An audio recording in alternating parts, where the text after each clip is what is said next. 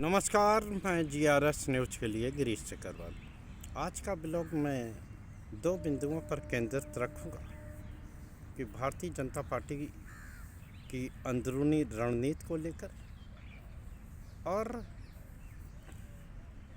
उस रणनीति को लेकर जो पार्टी कभी ये कहती थी कि ये पार्टी अन्य पार्टी से डिफरेंस है, यानी कि पार्टी विद डिफरेंस, वो पार्टी किस तरह से अन्य पार्टियों से अलग है, इस पे भी इस ब्लॉग में मैं प्रकाश डालने की कोशिश करूंगा।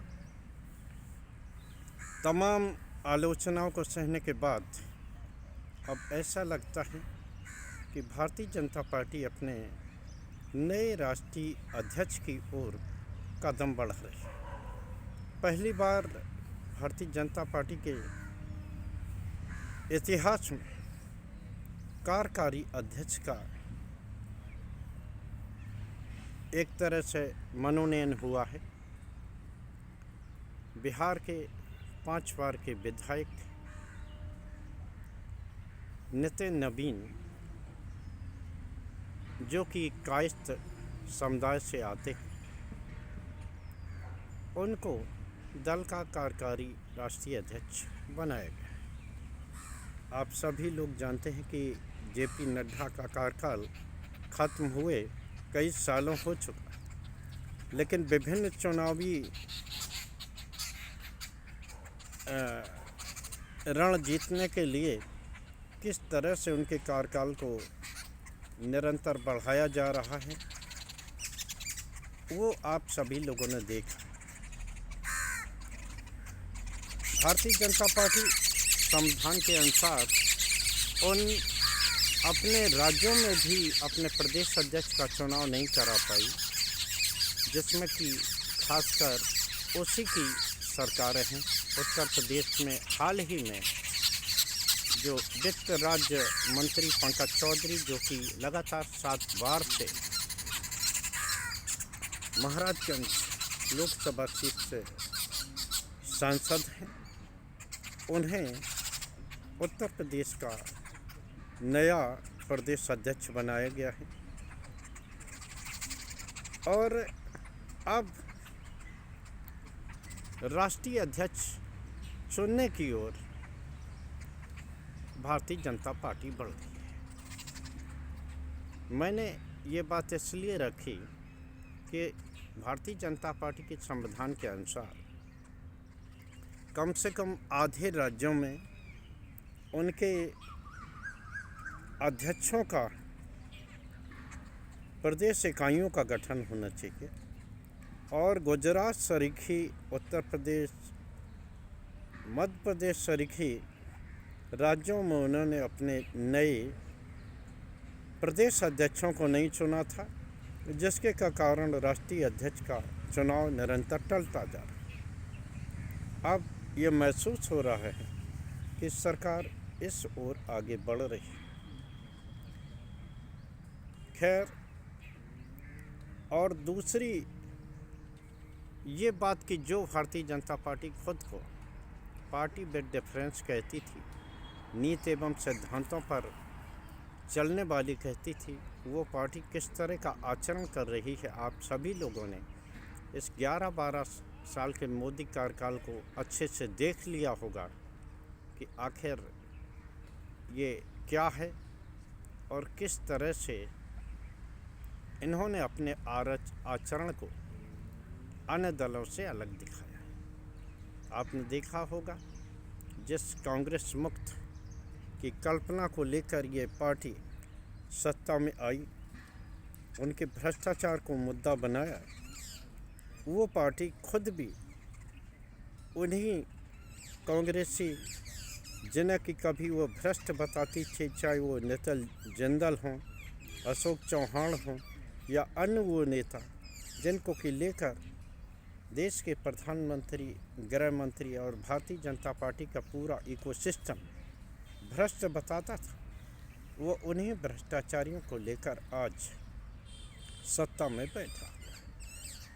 खुद जिस अजीत पवार को उन्होंने सबसे ज़्यादा भ्रष्टाचारी बताया, असम के नाक के बाल हेमंत बिस्व शर्मा को जिस उन्होंने सबसे भ्रष्ट मुख्यमंत्री बताया, आज भारतीय जनता पार्टी की गोद में बैठकर किस प्रकार की रणनीति कर रहे हैं।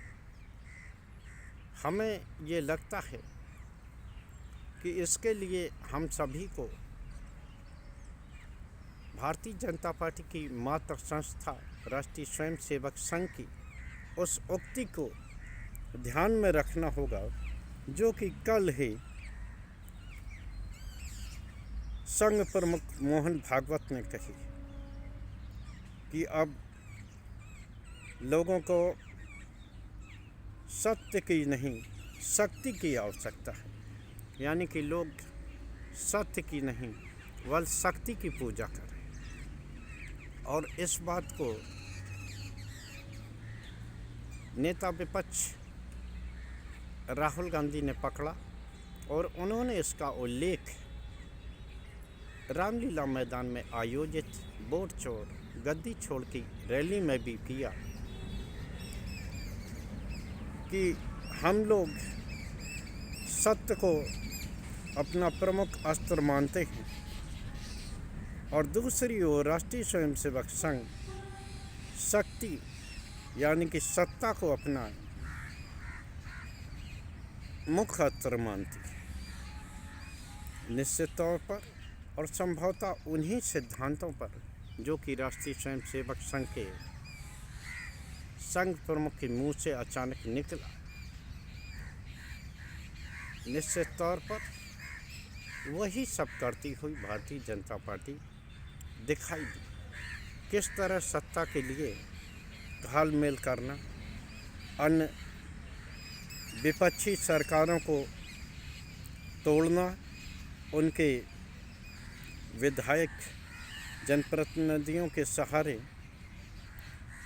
उनकी सरकार को अस्थिर करना और बाद में उनके साथ गठबंधन करके सत्ता पर कब्जा कर लेना, संभवतः ये दर्शाने को काफ़ी है कि संघ प्रमुख ने जो कहा वही भारतीय जनता पार्टी करती हुई दिख रही। यानी कि जो लोग इस बात से खुश होते हैं कि अब प्रधानमंत्री मोदी और संघ के मध्य मतभेद हैं, उन्हें ये बात समझ लेना चाहिए। और मैंने इस ब्लॉग में इसी बात पर प्रकाश डालने की कोशिश की। निश्चित तौर पर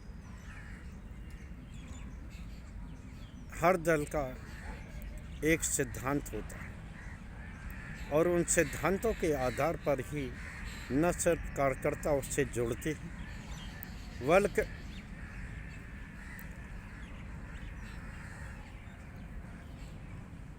उस पर आगे बढ़ के समाज में एक मानदंड स्थापित करते हैं। लेकिन जो दल केवल सत्ता के सहारे आगे चले, उनका हाल क्या हुआ आपने आम आदमी पार्टी के उससे आपने समझ लिया होगा।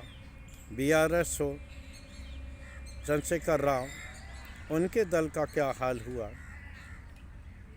और अन्य वो उन दलों का क्या हाल हुआ जो कि केवल सत्ता पाने के लिए ही बनी थी। यानी कि कोई भी दल हो वो टिकेगा मात्र इसलिए जिसका नीति एवं सिद्धांत मजबूत होगा। निश्चित तौर पर अब जैसा कि भारतीय जनता पार्टी जिस सिद्धांत पर चल रही, जब उसके मात्र संगठन का ही उद्देश्य है कि केवल शक्ति यानी कि सत्ता के सहारे ही सब कुछ हासिल किया जा सकता है, तो अब राजनीति सिद्धांतों और नियम कायदों की बात करना संभवतः गलत ही होगा। क्योंकि जिस तरह से भारतीय जनता पार्टी अपना आचरण कर रही, कांग्रेस मुक्त का नारा लगाने वाली भाजपा अब कांग्रेस युक्त होती जा रही है। और उसने एक बात तो ये दिखा ही दिया है कि निश्चित तौर पर अब सत्ता जरूरी है और सत्ता के सहारे ही सब कुछ हासिल किया जा सकता है। और वो भारतीय जनता पार्टी दिखाई भी देती है।